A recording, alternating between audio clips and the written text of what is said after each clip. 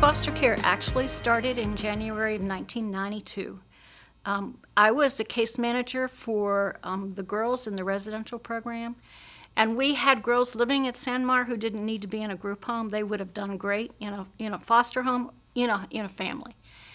So our thought was, if we can become a child placement agency, we can find families for the girls in the program and match them. And I always loved connecting kids with families who they felt good about being around. So I asked to be moved into the position of beginning to help develop the program. And now it's been 30 years. And we have worked with kids of all ages, kids from all over the state. And I've seen them flourish. I've seen them struggle. I've seen families struggle. But in the end, kids maintain their connection with those families even after they age out.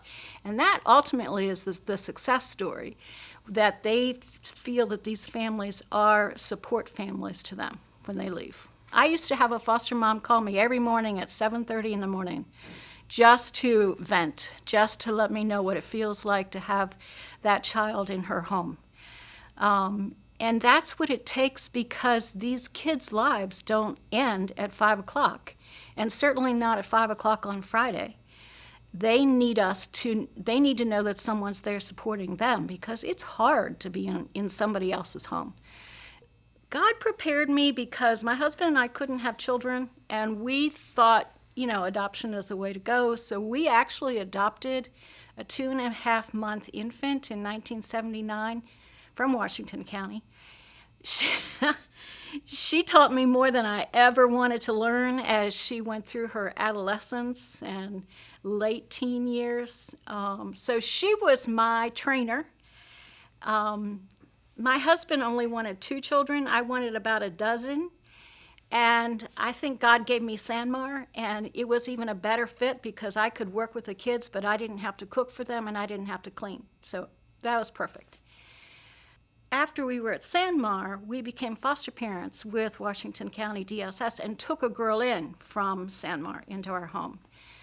It didn't last a long time, but she took us on as her parents, and a year later we stood in as mom and dad when she got married. And so that, again, was a good learning experience, so that I know what it feels like to have another child in your home that's not your own, and know that it's going to be wonderful, and it's going to be the worst nightmare of your life.